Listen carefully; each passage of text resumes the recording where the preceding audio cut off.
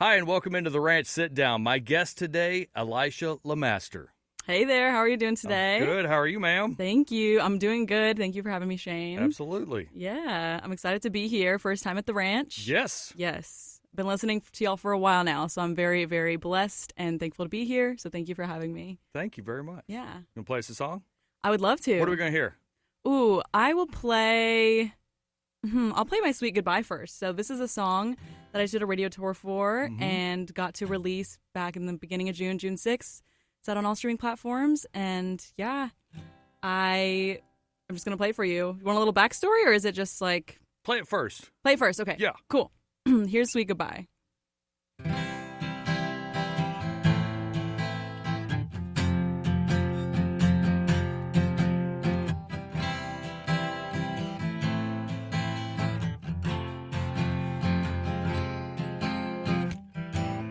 I know a girl, she longs to be free, but she's stuck in a world holding on to memories, pacing through her mind. Oh, how they deceive. That girl's looking back at me in the reflection that I see. When will I realize the battles in my mind? It's time to fly. A sweet goodbye. You let it go, you set it free like waves that crash then cease to be. It's time to see what I could be without this shadow following me.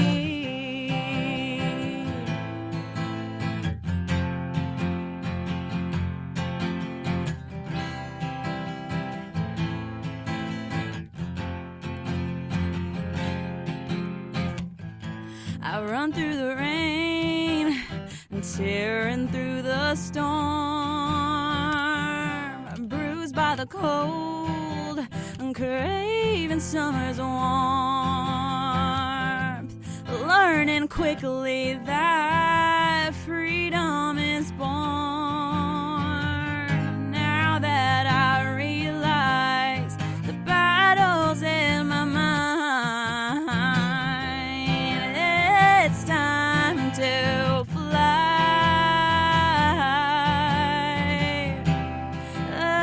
Sweet goodbye.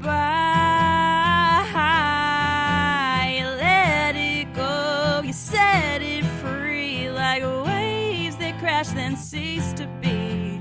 It's time to see what I could be without this shadow hanging over me. Oh.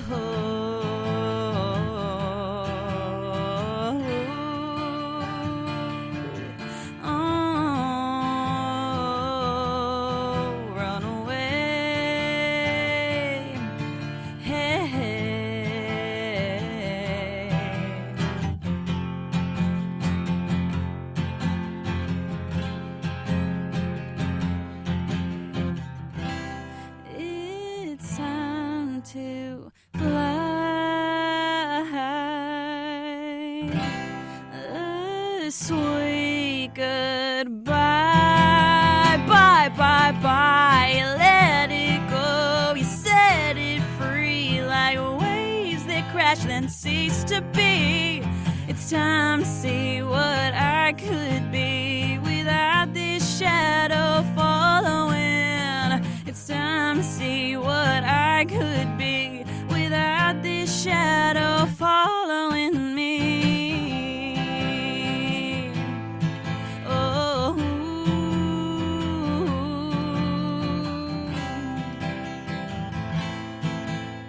oh.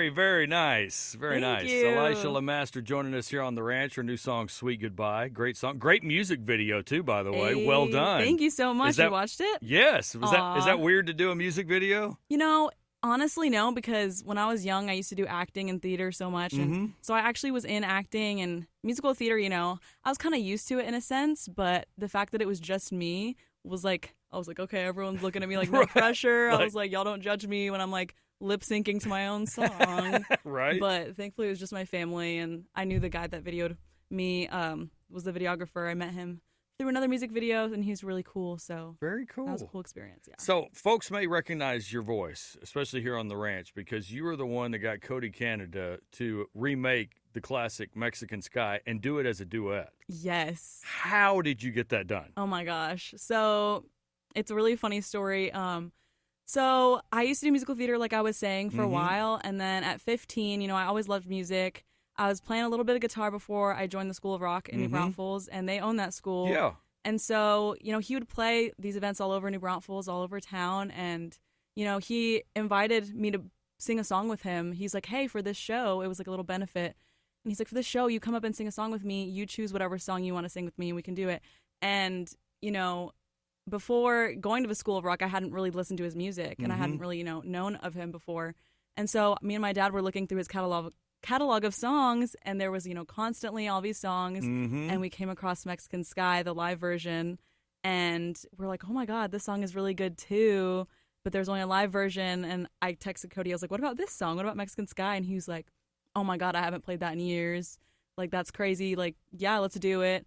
And so basically over the years, he's kind of tradition, he would just have me up to sing that song with him, because he kind of brought it back into the set, because people love that song. Oh, yeah. Yeah, and they never recorded it, in the studio, but it was a great song. And so eventually he's like, you know what, let's do it as a duet. And he asked me, he's like, would you like to do that with me? And I was like, of course, are you kidding me? How like, wild is that conversation? Yes. And even playing it with him on stage throughout the years, it was like the perfect little build-up to actually recording it. And, it had all this history to it then. Like, 4 or 5, like 5 years I was playing that with him, So it was really cool. I know he gave me a copy of that a long time ago, and I had to wait for Shannon to say it was okay to play it. It was like, please, I'd send her and him a text like, can we do it yet? Not yet, not yet. Not like, oh man, like, and when we played it, people lost their minds, because it was one of those songs that we heard one time on the Live at Billy Bob's album, and so it was one of those kind of magical moments that was captured, and some of them had forgot about it. Yeah. And they played it again. It was like, oh my God, I'd forgot about that song. It was incredible. And who knew that could be a duet? And right? I mean, it sounds, when I hear y'all's version of it, it sounds like the way it should have always been. Right. It's crazy. It really is, and it was made to be a duet almost. Like, yeah. It sounds like it was, and the lyrics, like the way it's put out, yeah. I was very, very honored to be on that. So. It's a beautiful song, and what a neat thing to happen to you. Yeah. It really is. I'm very blessed. So I want to talk about how you got started, because this is kind of a really get to know you session here, since this is the first time we've ever got to chat. Yeah. So tell me about what drove you into music in the first place. Yeah, it's a little Q&A. So, I just loved music ever since I was little. Ever since I was born, I've had music in my bones. And as soon as I was born, my grandma was like, she's going to be a singer. Like, really? As soon as I was born, like, I let out a cry. And, like, it was, like, I guess a joke. I don't know. I could ask my dad. But she's like, she's going to be a singer. And there's videos of my grandma saying it. And my dad would play drums for fun around the house. Wow. I would dance around the house. I would always, like, I had, like, a fake guitar. I loved Hannah Montana when I was younger. Oh, she's yeah. my idol. By the way, did you know she's coming back to do shows? I saw that. I was like, this better not be a prank, because I'm like, My daughter's cry. already called me asking for tickets. Yeah. Literally. No, when I was like 5 or 6, even, like as far back as I can remember.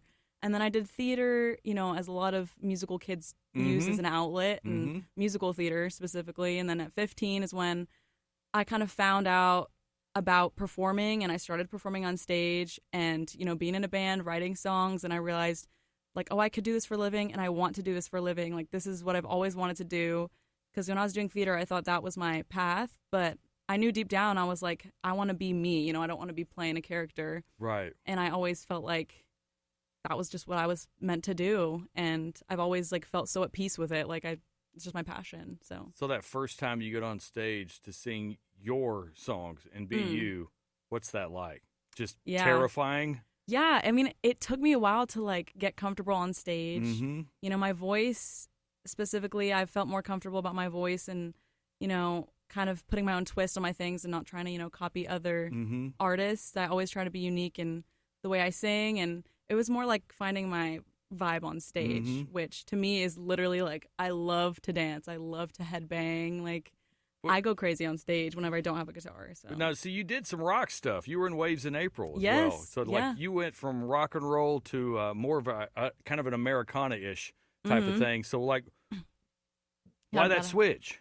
Yeah, so I mean, it started off, you know, as a cover band at School of Rock, and that's how we all met. And, you know, we would do covers like classic rock, you know, we would do Led Zeppelin, Greta Van Fleet. Mm-hmm. We would do some like Stevie Ray Vaughan. It varied, but over time we wrote our music, and it was like Paramore vibe. It still had like melodic vocals, and over time, you know, we got heavier and heavier, which was cool. And then now they're screaming a lot more, and like we just kind of creatively were just growing apart towards the end. Right. Like towards the last year, we were like just having different ideas, and I was like, okay, this is, you know, I feel like this is what I need to do. I need to go independent, and I need to kind of find my own voice. And Right. yeah, it was just finding my own journey, and it still really shaped me to who I am today. You know, my voice and everything. Like you can tell that I was sang in a rock band in my live performances because I like to sing like. You have a big voice. You do. Thank you. You have a Thank very you. big voice. Yeah, I love to sing with like that grit and that motion, you know, Mhm. that like aggressiveness too, but also the soft. Like I like to mix it all. So How do you find that balance on Oh. stage sometimes? yeah, it's all in like just practicing and training and just doing what feels right. So You just practice all day long. I mean, I wouldn't say like practice all You- day long, but like I do like listen to a bunch of music, and I take it very seriously in how I like to present myself, you know, and Mhm. what I like, and I try to just do what I like instead of trying to, you know, just do what's popular, if that makes sense. Right, yeah. So that's just how I find my own voice. It makes But- you unique when you do that. Exactly. I mix all of what I like into one because I love classic rock, I love 80s, I love country, Mhm. hard rock, you know, yacht rock, a lot of rock in there, but like country. Just gonna say you I like this kind know. of rock and this kind of rock. I know, and no, this no, no, kind no. Like Carole King and Joni Mitchell. Okay, yeah. Those are like a lot of my like woman inspirations, like songwriters and vocals are insane. So Yeah. just girls like that, like for that. So what's one experience from School of Rock that you've carried on in your career, do you feel? Ooh, Like one thing that you learned there? yeah.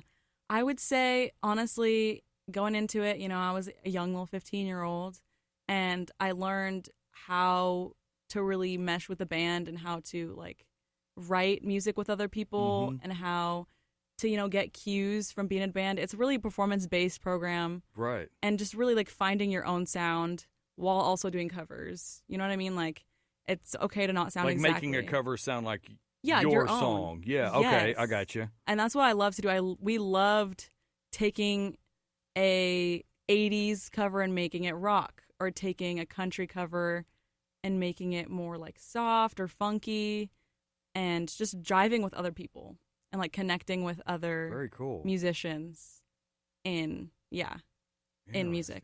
So when you're So much. writing songs now, like what is your process? Are you one of those that just it hits you and you stop everything and start writing, or do you schedule out times for yourself to write? Yeah, so I'd say the idea comes to me, like I usually am thinking in my head, like, okay, I have an idea for a song, like I want it to be about this, or like I'm feeling like I should write about this situation.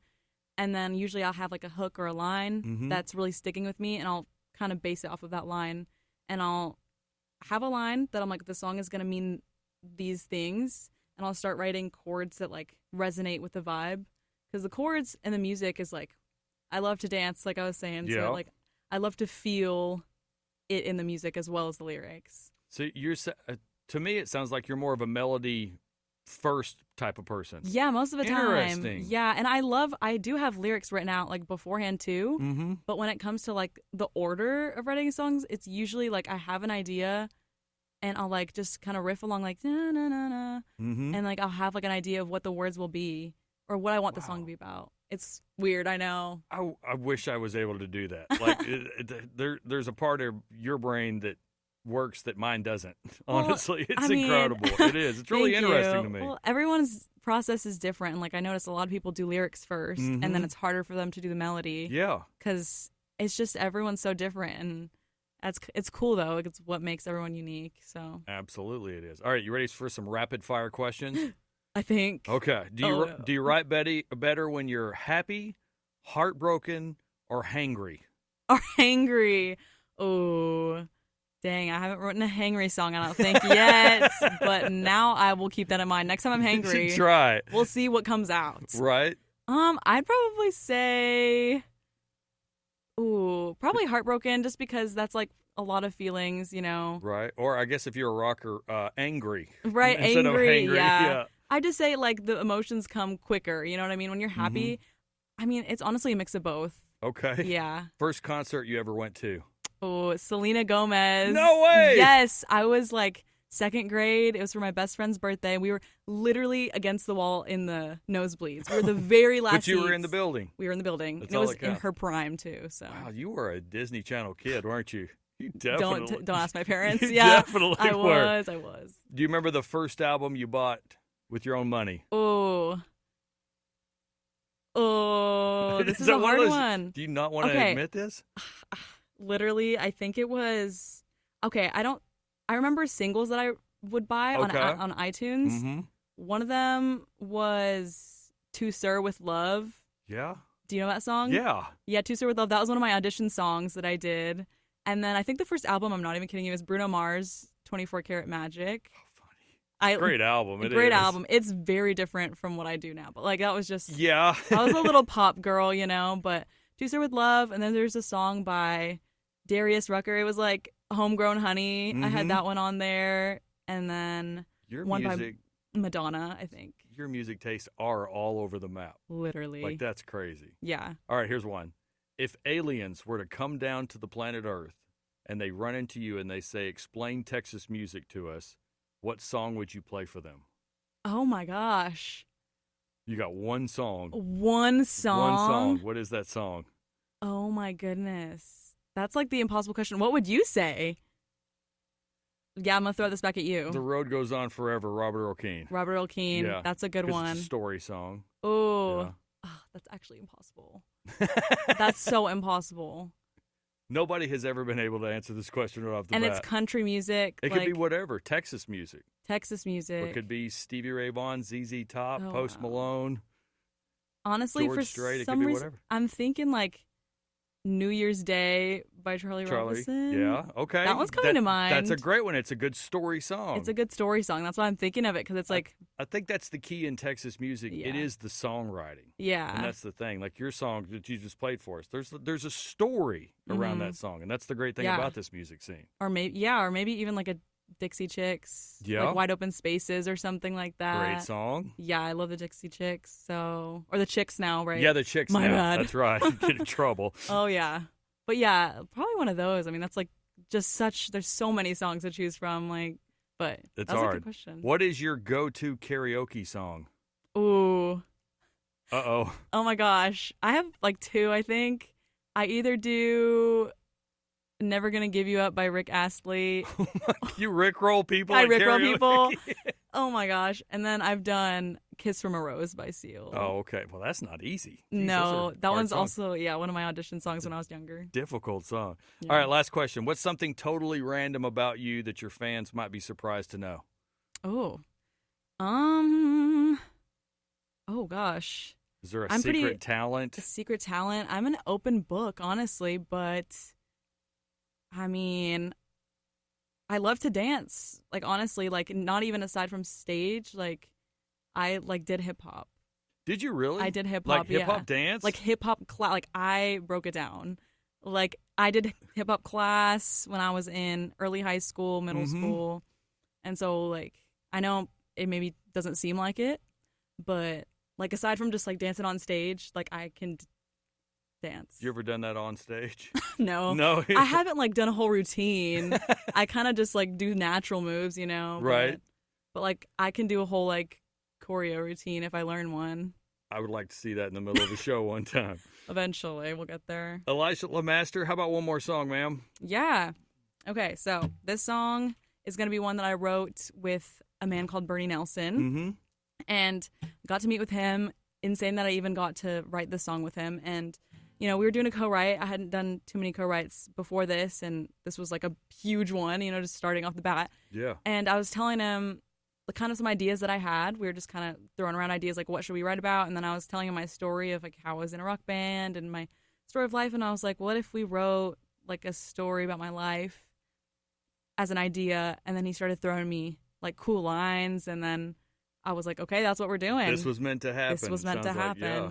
And so it's called Adolescent Rock and Roll. Mm-hmm. And it's basically my little biography and a little sneak peek into my past, into my upbringing as a musician, being a teenager through those years and to where I am now, honestly, and like help shape me to where I am today. Well, very cool. So, Let's hear it. Yeah, here's Adolescent Rock and Roll.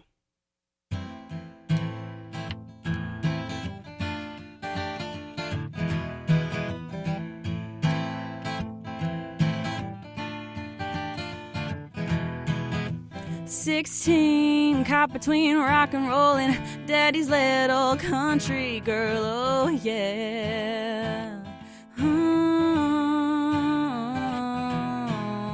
Rowdy bars and loud guitars, guys trying to slip me drinks with X's on my hands.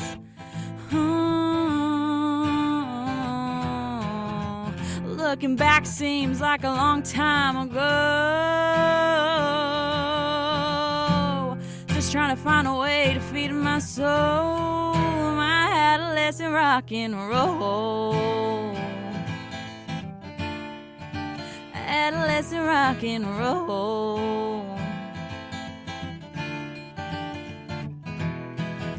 Makes me wonder if all those other girls started playing to nothing but empty chairs.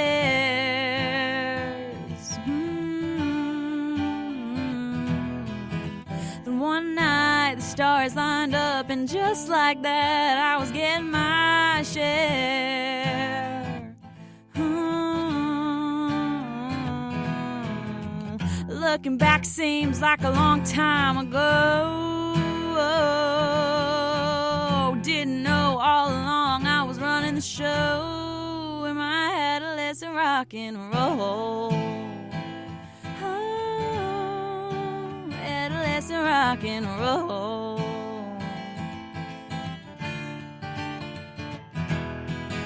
They told me you're never gonna get that far playing that red guitar. Who the hell do you think you are? Believe me when I say I live inside your memory.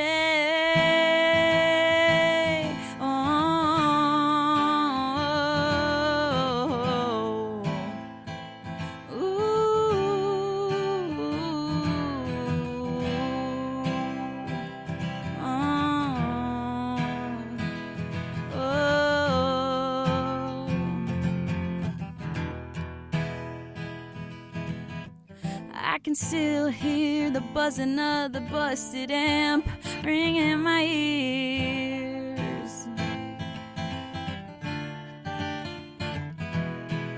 So loud, nobody gave a damn. So what the hell are they even doing here? Oh, looking back seems like a long time ago.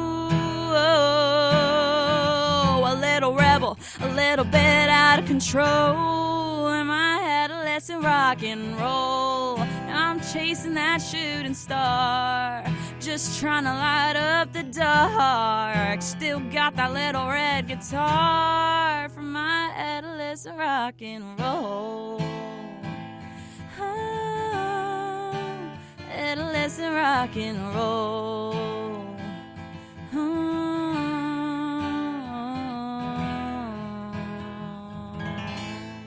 Very nice. A little darkness to that one. I like that. There's a little rock and roll spirit in that one. Yeah. Have you recorded that one yet? Yeah, actually, just did like last week or 2 weeks ago, maybe. Oh, really? Yeah, in Austin at Can't wait Orb to hear Studios. that full band, man. I bet there's a little guitar in that. Oh, yeah. Yeah, you can Oh, hear it. yeah. We're adding some electric guitar, Mhm. and we're going to, make it have a little bit of rock edge, but still have that, like you said, old classic kind of feel at the same time. And I'm really excited for that. Yeah. Very good. Well, Elysha, thank you so much for joining us today. It's been a privilege to finally get to meet you. I see big things for you in the future. Thank you so much. And congratulations on where you've gotten so far, and can't wait to see what happens next. All right. Thank you so much for having me. It was an honor to be here. And yeah, can't wait to be back, hopefully soon. Yeah. Absolutely. Thank you, ma'am. Thank you.